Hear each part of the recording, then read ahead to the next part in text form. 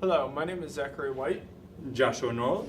And I am Tim Grody, and today we are going to be presenting the Automatic Ball Launching Entity, ABLE for short.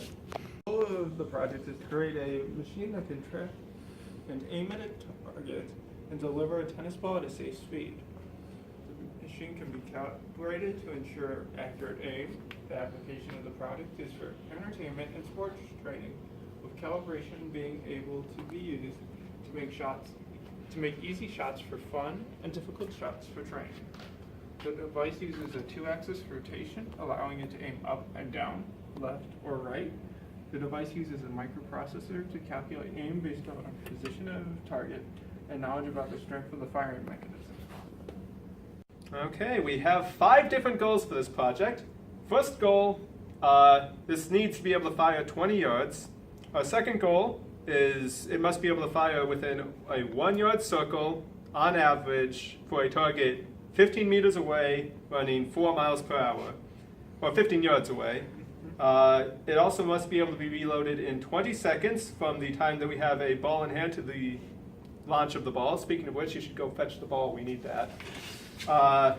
And it must be able to land within plus or minus 1 yard of a static target 15 yards away, and it must weigh less than 30 pounds.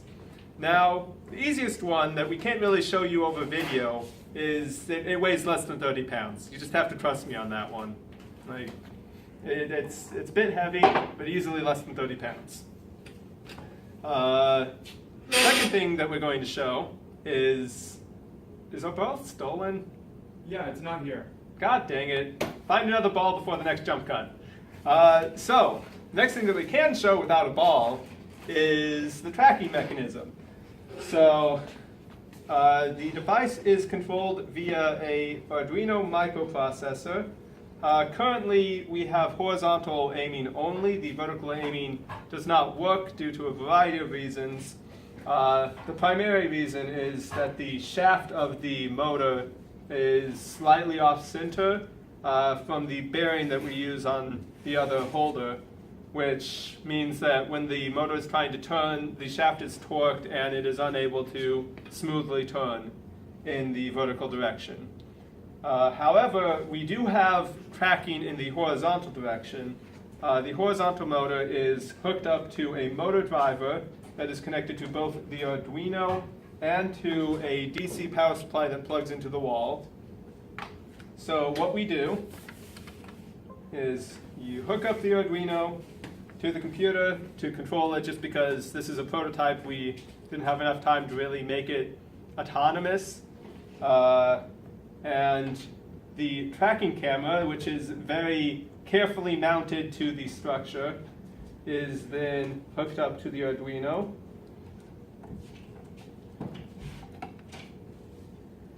And then we plug in the motor, and it should be functioning now.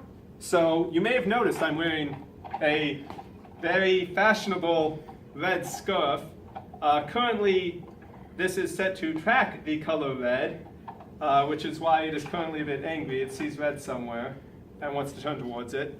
So in a second, I will step in front of the device and show that it can track me.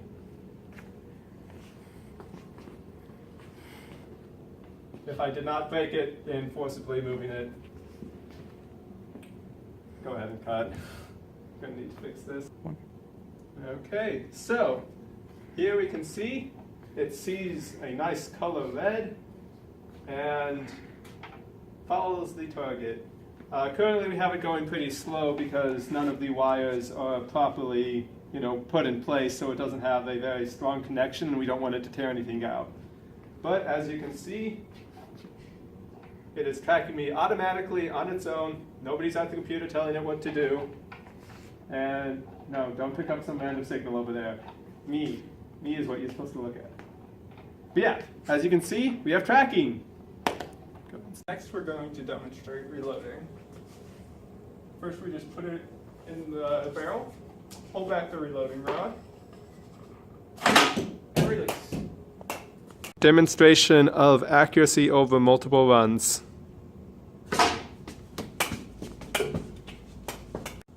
Test 2. Test number 3. So as you can see, it's pretty consistent. So as you can see here, the firing distance there, firing at that angle, not at the maximum draw because we're indoors and it was already hitting the ceiling, gets us to just about 17 feet. This is a bit under our goal, but partially due to constraints with the elastic and partially due to constraints with not having our thing shatter into a million pieces when we fire it. That is our current firing distance, which is not far enough to meet our performance goal of 20 yards.